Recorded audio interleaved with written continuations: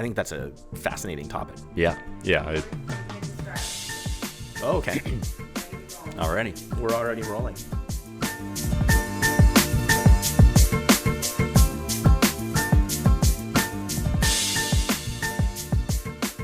All right, welcome. I guess this is the third third in the series of our podcast, The Context Window. And we had a little bit of a audible call last minute. Our host and the CEO of Cirrus 7, Matt, was not able to make it due to some crazy issues on the freeway. The rear end of his truck falling out, essentially. On the freeway. The freeway. And not even being able to get out of the lane.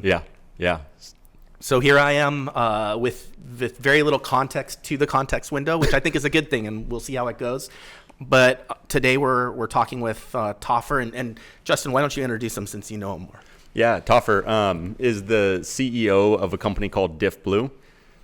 He's one of our partners that we have been working with for about 9 months now. I'll let him do an introduction. Why don't you kick it off, Toffer? Sure, yeah. So Toffer Winslow, CEO of Diffblue. Joined the company about a year and a half ago, and sort of a long background, a lot of gray hair and scars from having worked in enterprise software for better part of three decades now. Yeah, places like Dynatrace software in the observability world, RSA security, other stops along in observability, data management, analytics, other infrastructure software along the way. Actually got my start in the sort of QA and testing world with a company that is now that ended up being acquired by Oracle back in the sort of early 2000s, nice. Specializing in like web testing, which was a novel thing back then. Excellent. That's great. Tell us a little bit about Diffblue to start with, because I think a lot of what we'll talk about today, it sounds like, will be around how Diffblue interacts with its customers, as well as how our services play into that, all around quality. It sounds like mostly around quality, not just data quality, but code quality as well. Is that right? Code quality, yep. Absolutely, yep. So look, Diffblue is a company that spun out of Oxford University in the UK about 8 years ago. It was to commercialize the work of a couple of academics who really had specialized in things like, software verification, software quality, regression learning. And over the years, we've evolved into a very focused application of reinforcement learning to analyze code and to generate the tests that ensure that code doesn't regress. So for developers, unit tests are one of the banes of their existence. For a lot of developers, it's a third of their time that they spend writing and maintaining these tests to ensure the quality of the software. Our approach is to completely take that off their plate, automate it, deliver something that they can inspect, because it's the same way that they would write tests, but to do that with a novel form of generative AI, reinforcement learning. And did Diffblue, was it born out of the AI side of that, or it was prior to even this this relatively new AI revolution we're in? Yeah, the founder's work was on a range of topics related to software verification, including reinforcement learning, which is a re-emergently popular form of AI. When people talk about generative AI for code these days, they're almost exclusively referring to large language models, the likes of GitHub Copilot and Claude Code. But there's other techniques out there as well. And in fact, many of the LLMs, in order to improve the quality of their output, have started to graft on reinforcement learning techniques to their core approach.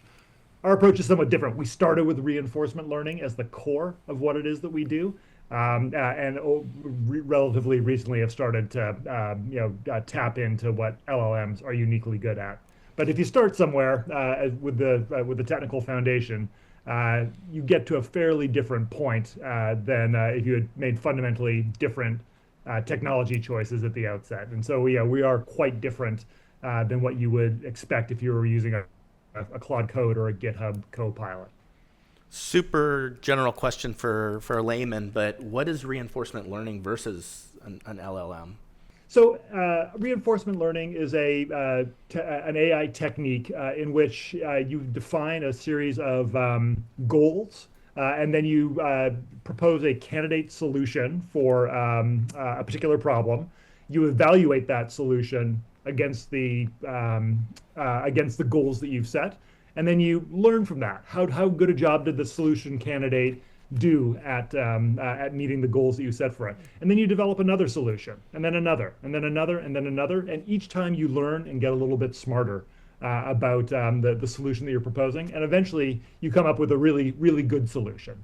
Now, the trick with applying that to code generation is being able to do that fast enough so that when you're the solution that you're trying to define is how do I create a great test for a particular piece of this code, and I need to go through 100 or 1,000 iterations of that solution in order to pick the best one. How do you do it in a high performance way so that you can cover all that code in a reasonable amount of time?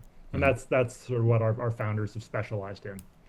I think that's where we found the biggest difference between a tool like Diffblue that uses reinforcement learning as opposed to general purpose LLMs.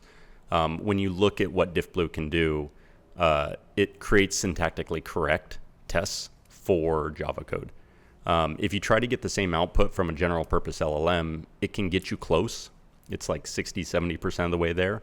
But what you get from Diffblue is 100% functioning. And beyond that, it not only understands the bytecode level of the code you're trying to test, but then it understands how to mock and inject mocks to encapsulate that code as well. And so they've reinforced learned it to the point where it does it extremely rapidly with nearly perfect success. And it's something the general purpose LLMs are trying to get to, but they're always going to fight because there's a margin of error that they deal with when generating their output. Justin, I was just going to say, super important point, because part of the challenge as people are trying to figure out how to introduce generative AI solutions into the software development lifecycle is how much automation you can actually achieve with this. And our advantage, because we do produce these highly correct tests, they're guaranteed to compile, they're guaranteed to pass, they're high quality. That creates a suitable foundation for automating. If the output of a tool is of varying quality and then you automate, you're really just compounding a problem that a developer is going to have to go back and solve themselves eventually. So in order to do automation at scale, you need to be confident that the process or the output of the process that you're automating is producing reliable, high quality outputs. Otherwise, you're just creating a huge universe of toil for someone to deal with at a later date. And when the goal is quality, and that's one of the big advantages to the work, you want that to be dialed in. 100%, yeah. So then how do the engineers typically work with the tool? So like we've been partnering together and provided a services side to the platform side in order to create a solution for a client. How does that all kind of come together? Yeah, there's a few different ways that we can use the tool. So Diffblue's released a CLI, so you can use it from a command line. There's plugins for top IDEs. So IntelliJ has a plugin built in that will call out to their API. And then they also have a CI/CD plugin so that you can actually tie it directly into like GitHub Actions or Jenkins or whatever to have your generation of your regression tests as part of your pipeline. So typically what we've seen really successful is if you're doing active development on a Java project, you can use Diffblue Cover to generate a test suite. One of the really cool things that they've baked in that we've seen is it uses naming conventions to keep its coverage separate from anything you write manually. And so you can have both a Diffblue regression suite, and then there's ways to tune it to where you can either have it generate for everything or skip what you've already written unit tests for. So it has some really cool logic in it. And then depending upon the end use case. So that's typically what we see when we have like an engineer writing code using it actively is they're just generating their tests as they go. Kind of the reverse of TDD, but it's a way to get regression in there right from the start. Rapid. Oh yeah, extremely rapidly, right? And then from a CI/CD standpoint, what we've been doing around a lot of the modernization stuff is when we're looking to modernize, we can develop a full regression suite on repositories that have no quality or very low quality, and out of the box we're seeing 80% unit test coverage just from a single pass. And so it's extremely successful at encapsulating business logic And then any changes you make to modernize or to move that code or to refactor that code can be proven out that the business logic is still intact. I love that, because for the engineer, it removes a ton of toil, it sounds like. Oh, yeah. And then for the stakeholders, it removes a bunch of risk. Yes. Yep. That's great. So Toffer, please continue. I was just going to say, look, I think what Cirrus 7 is doing sort of more broadly in the application modernization space is a really good example of how AI can be used to disrupt, I think what people would call the iron triangle of modernization. You've got cost, you've got schedule or time, and you've got risk. And the combination of those three things historically has led a lot of companies to pile up tech debt and choose not to modernize their applications just because it's too expensive, too time consuming, and too risky. By using AI intelligently at various points along the modernization process, you can really fundamentally change the whole economies of modernization and start to tackle projects that people have deferred for, in many cases, far too long. Tons of tech debt. For us, it's very important, and it's the opportunity for us as a services company is to stay on top of a lot of the AI technology that's out there and consider all of it as tools in our tool belt. Still doing engineering, but now we have all of these amazing tools to use at our disposal. But on the platform side, what do you see as the future of this? It's going so fast, and so we have to make a conscious effort to keep up with the technology and make sure that we're on that the curve of the wave, so to speak. But from the software side, what are you seeing, and how are you keeping up with that pace? Yeah, I mean, look, we compete with these companies with large language models, often right out of frontier labs, who are raising staggering amounts of capital Yes. and putting it to work, making their solutions better all the time. And so, as a smaller company with a very specialized application of our unique form of generative AI, we've got to figure out how to keep pace by staying super focused and being smart about leveraging other technologies where we can. So while we historically have been this self-contained reinforcement learning powered solution for unit test generation, recently we've actually figured out how to tap into what the large language model code assistants are uniquely good at and use that to sort of create a 1 + 1 = 3 kind of scenario. I'll give you an example. Justin talked about sort of the level of out-of-the-box configuration or coverage that our agent can generate when you point it at a particular repo. Yeah, sometimes that's 80%. Sometimes it's not. Sometimes it's 30 or 40 or 50% on the first run. And for most people, that's not good enough. You need to do more. Well, in the past, we've told them, well, look, our agent generates you a bunch of error codes that tells you why we couldn't generate a test. Go to it, fix it. Use these error codes and go fix it. That's a lot of work. What we've done recently is say, okay, rather than pushing that burden to a developer, let's actually have our system prioritize all the error codes, create a really sophisticated prompt that you can either manually paste into your code assistant of choice or programmatically push it over to a LLM code assistant, get a bunch of results from that, factor those into the project, and then rerun our agent and really increase the levels of coverage that you can generate on the second run of the agent very quickly. Long way of saying, good idea to leverage the large language models for what they're good at and take advantage of all their capabilities rather than trying to fight every battle on every front by ourselves. That makes sense. The right tool for the right job. That's actually where we've seen a lot of success as well, is when we partner Diffblue as a tool alongside large language models. Things like static analysis or code styling or even just general purpose refactoring, where we're not trying to change or write new business logic, but get it to a point where it's testable. We've seen that partnership extremely well. Like whether you're piping it into Claude or ChatGPT or Gemini, you can get testable code back that doesn't change, but it allows a higher degree of test coverage to be generated. It's been super successful. And so what Toffer's saying is that feature, which I don't think I've even played with at this point. I think you guys are just now releasing it. It will actually give you the prompt. And so we've been generating prompts outside of it for our CI/CD pipelines around modernization. But it's just one more use case where we can we can generate the tests, we can get back a prompt, feed that prompt directly to an LLM along with the repo, and then get back testable code that we can then rerun and just generate a high confidence of quality on top of it.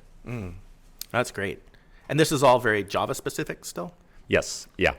So that's actually a really good question. Maybe, Toffer, you want to speak to the ecosystem you guys are built into and kind of where your plans are or what your plans are for the future. For sure. You know the old cliche about why you rob banks, because that's where the money is. Java's where the money is, right? And so we've chosen to focus very deliberately on the whole Java ecosystem since our inception. And the kinds of clients that we work with today are sort of large companies that have invested in Java development for mission critical apps over years. So it's big banks, big insurers, other big software development houses, government agencies, and the like.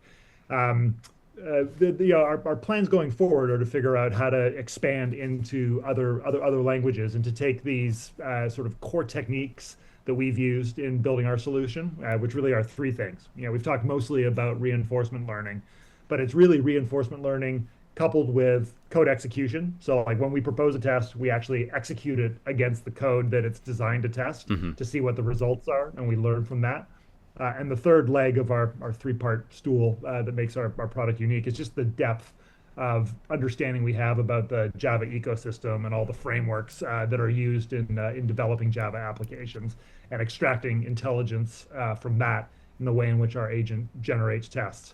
So there's a lot of know-how and also technology that's portable from that to extend over to other languages. There are languages that have architectural similarities to Java, like C#, that would be pretty easy for us to port a lot of the existing capability to. If you take languages like Python, though, for example, it's a sort of architecturally less similar to Java. And so, taking our core expertise in reinforcement learning and marrying that up with some of what large language models bring to the table is probably the fastest way to get to a great outcome there. The thing that we've observed as we benchmark our approach versus the large language model code assistance is the amount of developer babysitting that's required to get to a reasonable level of coverage is pretty high, right? You prompt, you evaluate the output. Many times you're having to reprompt because you're not happy with the output. Then you get something from the LLM that's pretty good, but then you have to fiddle with it, and then you commit it, and then you're off to the races. The challenge with that is that you require a developer to be along for the ride most of the time. Like sometimes, the agent or the code assistant is going off and executing a task that will take it a minute or a couple of minutes or 3 minutes, but you never really know when it's going to finish and come back and say, hey, I need more, or this is my best attempt at generating that output. With us, you point our agent, you push go, and if it's a big repo that's fairly complicated, you probably go home and come back tomorrow and see what you got. But at that point, there will be thousands, sometimes tens of thousands of tests that have been generated with the same Diffblue quality guarantee on all of them. So you can rely that they'll compile, that they'll pass, and that they're of good, high quality. You hit on a really good point there. Our engineers run into that exact same feedback loop on all of our projects. So the common question is, are LLMs actually speeding up our engineers, or is it creating more toil? And it's funny because you end up there's days where your engineers are much more productive, and then there's days where you're literally babysitting a junior engineer, which is the LLM, and constantly having to correct and redirect, and you waste so much time trying to babysit it. And it's something we've seen with Diffblue where the tests that it generates function. Right. And if it's unable to write a fully functioning test, if it's unable to write that quality, it'll actually tell you, for this exact reason, I couldn't generate a test on this method.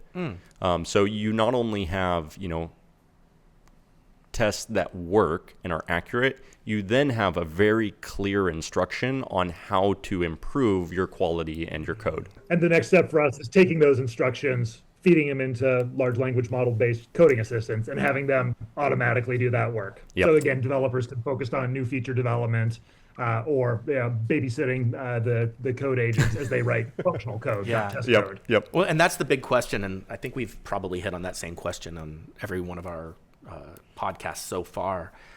But there's a lot of fear around this idea that as AI in general gets better and more capable, that jobs go away, especially those junior engineer jobs.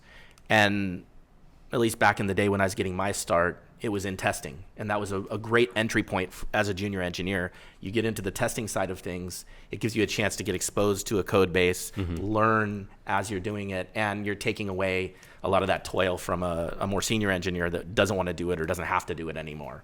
So what are your thoughts around that, Toffer? I think it's obviously it's a subject on everyone's mind. Everyone has an opinion about it. I'd be curious to hear yours. Yeah, I'd be lying to you if I said I wasn't super worried about it, and I'm worried for a couple of reasons. Look, in the near term, I think there's a opportunity to change the kind of work that gets done, right? So that you're doing less of the repetitive work that would lend itself well to automation. Things like test development. And so in doing that, I think there's a near-term benefit of freeing people up to do more interesting things, increasing, a development team throughput, higher levels of innovation, all that good stuff. A big concern about AI as it's introduced into the software development lifecycle is that today it seems to be most powerful in the hands of experts, experts who are able to evaluate its output, say like, this is good, this is garbage, I need to ask the question in a different way to get to a good output. But those experts have built their expertise over years and years of doing sometimes not super glamorous, heavy lifting kind of stuff. And so AI in the hands of experts, super powerful. I worry that we're killing the next generation of experts by outsourcing all that early career work more and more to automated AI agents. And that we will suffer in 3 and 5 and 10 years because we don't have the experts who are able to look at the output of these tools and say, this is great or this is garbage. That makes a lot of sense. What about you, Justin? I love that thought. So there is concern there around the future of junior developers. There's a couple different places my mind goes. So we all started as quality. So what's interesting about a tool like Diffblue is it's reducing the unit test toil. Typically, so I started out as an SDET. Typically, the SDET teams, the quality teams, aren't writing unit tests. They aren't even looking at them. And so it's there's still an opportunity for quality testers, for SDETs to exist because you still have your higher level end-to-ends, you have your business verification tests. There's a whole host, and this, we start talking about the testing pyramid, right? And unit tests sit at the bottom of that, and we're automating it to reduce toil on engineers. Quality, I think, is still a solid place that's going to be there. It's really hard for tooling, especially around AI, to understand architecture and understand the larger business flows across, say, a microservice architecture, right? Where you have ingress, you're passing through a bunch of different REST services, you'll eventually hit a database or mini databases, and then it has to translate and pull that out and provide something of value to an end consumer. That's still a very difficult problem for an LLM to process. Not to say that it won't get there. It'll definitely get there, but the amount of context you have to be able to pull in to understand that flow is past where we're at. Moving to engineers specifically, Toffer's dead on, right? So what we find is when we put AI or LLMs or this capability in the hands of very senior engineers, their productivity is extremely massive. And I was actually having this conversation earlier today. What I think's happening is in the past, we've had I and T developers, I being very deep in a very small part of the SDLC, right? The software development lifecycle. So I might be an expert in Java, in Spring, and that's all I know, right? I know nothing about the infrastructure or very little. I know nothing about the quality testing piece that's going to hand off. I don't know much about like the requirements gathering up front. I don't know much about the operations of the software. I think that's going away, and it's forcing a lot more engineers to be much more T-shaped. The more you know about, the infrastructure you're deploying into, the more you know about how your service plays into the larger architecture of your microservice architecture or your monolithic architecture, whatever it is, the better you'll be able to prompt an LLM. And that's been the biggest challenge we see is you prompt an LLM to generate something, it forgets or it hallucinates either the libraries that you have access to or that you've designed yourself. It doesn't remember the different components of your architecture. It doesn't remember the environment you're deploying it into. It doesn't remember how you're going to observe and monitor, or it doesn't remember the actual business requirement that it's trying to get to. And so I still think there's a pathway for junior engineers in the post-AI world. It's going to be a lot more broad knowledge that they're going to have to ramp up on.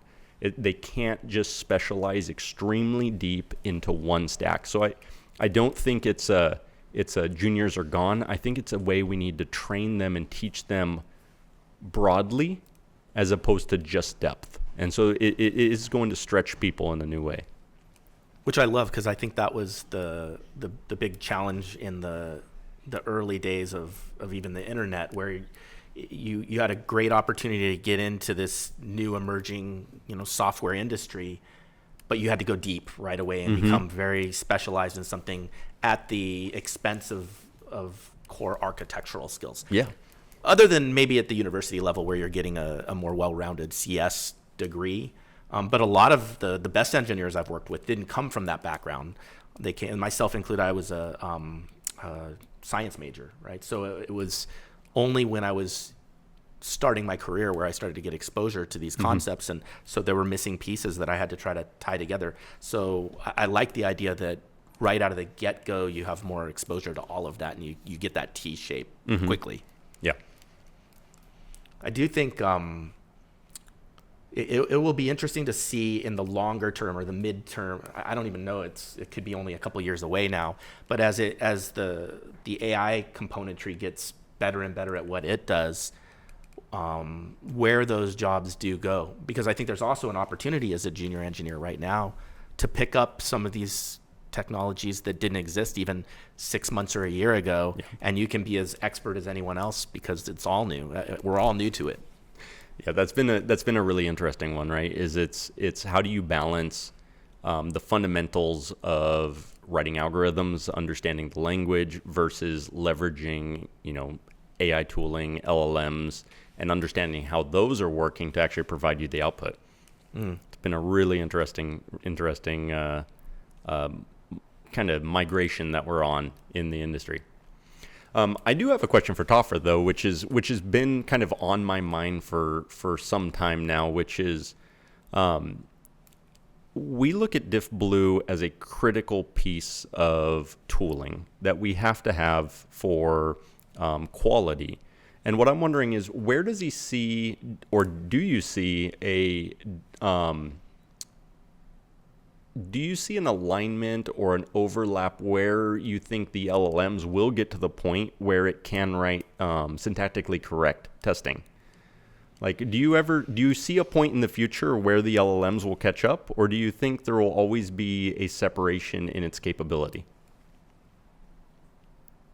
Yeah, I think as the LLMs start to layer on reinforcement learning techniques onto their foundation, that they will get better. I think the challenge for a little specialized company like us is in the lane that we have chosen to swim in. How do we sort of maintain some level of daylight? And there's plenty of rooms for improvement on a bunch of fronts. Yeah, as good as our tests are, the question of like what is a good test is often a very subjective one, and That's so a the holy war. ability to, it really is. The ability to sort of learn from the tests that are already written, from the sort of the style, the idiomatic nature of the tests that are already written, and reflect that in the automatically generated ones, I think is going to be an important capability to have. But yeah, I mean, I think that's the $1 million question, literally. for a whole bunch of smaller companies that are specialized in some area that LLMs can touch on today. How long will they be able to maintain their core advantage? I did want to circle back to sort of a theme from a couple of minutes ago, because I think the question of the importance of expertise that we were talking on, Yeah. and sort of what coding assistants are doing, and sort of undermining the development of expertise in junior coders, actually has a really interesting application in the broader question of application modernization. So, in the case of application modernization, you're often starting from a huge expertise deficit, Yeah. right? Oftentimes, the teams that developed it are nowhere to be seen anymore. Did they leave great documentation behind? Never. You tell me how often that happens, right? Never. And this is why large language models and other forms of generative AI being applied to the challenge of application modernization is so powerful. They're very quickly filling this expertise gap in both understanding the architecture and the function of the existing code base, proposing sort of modular ways of migrating chunks of that, and in our case, generating the tests to ensure that they function the same way after the migration as they did before the migration, right? And so the places where there is a real expertise deficit because the expertise got up and went to go work for the competitor bank or somewhere else. I think that's a great worthy application of AI to fill that gap. That's actually a fantastic call out. So you touched on a point that we see all the time, right? Which is the unit tests are the documentation of the code. That's what we always say. So when you walk into a code base, you're right. There's never documentation around requirements. There's never documentation around the reasons certain decisions were made, or maybe it's performance, maybe it's scalability, maybe it's lack of knowledge. You never really know, right? And so being able to generate a full regression suite against it cements that documentation. Now you have something to actually make changes off of and prove out that the code that was there is still functioning the same way as you're making those changes. Now, granted, there's a challenge there, right? A lot of my engineering friends will call out, which is you also don't know if those quote unquote features are actually bugs. Yeah. But the business is relying on whatever those bugs are. So at least you're migrating it one-to-one to whatever your future state is. So it's a really good point that we run into is now we have nearly self-documenting code at that point, right? We have that full regression suite and we can move beyond it. And then I know Diffblue announced a partnership with some other tooling that we also use for modernization. I don't know if you want to speak to that or how you guys incorporate Open Rewrite, the open source tooling, into your product as well. For sure. Well, look, I mean, like you guys, we're big fans of Open Rewrite, which is a framework, open source framework for deterministically refactoring code. Yeah. It's an essential step in the whole modernization process. And we're big fans of it in part because it's deterministic, like us. So it's you're not subject to things like model drift or hallucination. And the company that is behind Open Rewrite, Modern, has been a partner of ours, where we've approached a bunch of common customers to deliver integrated workflows where Modern will scan a bunch of repos, identify ones which are under-tested but also good candidates for modernization. It'll activate the Diffblue agent to write a baseline of tests for that repo, then go through and do the modernization, the refactoring, and then rerun those tests that Diffblue generated to ensure that nothing broke during the migration process. So it's a great combined use case, and I think the kind of thing that you guys are working on and have some interesting stuff upcoming on that front. Yeah, absolutely. It actually speaks to how we actually met Diffblue, which is a client actually approached us with a modernization problem. They had something like 700, 800 legacy Java 7, Java 8 applications. And they forecasted it something to 15 to 20 years for their development teams to modernize all of these applications. And I remember pulling one of the repos. It was over 3 million lines long. with about 3% unit test coverage. Wow. And these are applications running in production that they're relying on. Oh yeah, billions of dollars of profit running through it. You got to change the wings on the plane while you're flying. Exactly. And so we were tasked with figuring out how do we actually modernize this without spending the next 15 years and their full development team doing it. And so we actually looked into a bunch of different solutions. This was about a year ago. So context windows on the LLMs weren't as good as they are now, but they were enough to where we could ingest the repositories, do some of the modernization. But to Toffer's point, it was non-deterministic. We were seeing hallucinations. We were seeing divergent from business logic. We were seeing broken code. And so when you start calculating out how much time and effort you're going to put your engineering team on it, it was astronomical, right? Even with LLMs. And so that's when we researched and we found Diffblue, we found Open Rewrite, and we were able to bring this together. I think I reached out to James, their CTO, and started a conversation, and we were able to actually get an entire modernization pipeline with Diffblue, with Open Rewrite, and then piping into an LLM up and running, and modernize all those repositories in like 3 months. And so it was wildly successful, and it would have been impossible with a standard LLM. And that's why we're over the moon with the technology. It's why we want the partnership. We love our partnership with Diffblue. It's just in that ecosystem, there's no better tooling to be able to prove out that you can successfully change code and have the quality still in place. I love it because it's and I keep talking about AI as being like magic, and it literally is something that would have been impossible just a couple of years ago. Oh, for sure. That now you can do, because if you're talking 20 plus years of engineering or whatever it is, that's essentially impossible. It's never going to happen. Yeah. And being able to turn that into something that not only is possible, but it's possible in not even relatively, in a very short timeline is incredible. One of the things that I think is really neat that we're in the midst of is figuring out what our next tech stacks are going to be. Yeah. So you're talking about it with your partnerships, Toffer, of all of this starts to come together into something that looks like a tech stack that then service companies like us get to use to do things that would have otherwise been impossible just a few years ago. Yeah, it's exciting. Oh, it's super. But I think the thing that we're very clear on is that successful delivery of these modernization projects is not a AI tech stack by itself, right? It's the people who know how to operate it. It's the processes that they have in place to get good value out of that, which is clearly not our bailiwick. And that, again, that's sort of the foundation for why we work with Sierra 7, right? The sort of the people and process that you bring, and sort of the innovative way in which you're combining a bunch of different tools to go solve a particular client problem. And I do think that the people side of it sticks around for decades to come. I don't think we're anywhere close to that going away, which is great. So then to your point, Toffer, we need to have those junior engineers. Otherwise, 5 to 10 years from now, we're going to be in trouble. Who's going to babysit the agents? Yeah, that's right. That's right. That's right.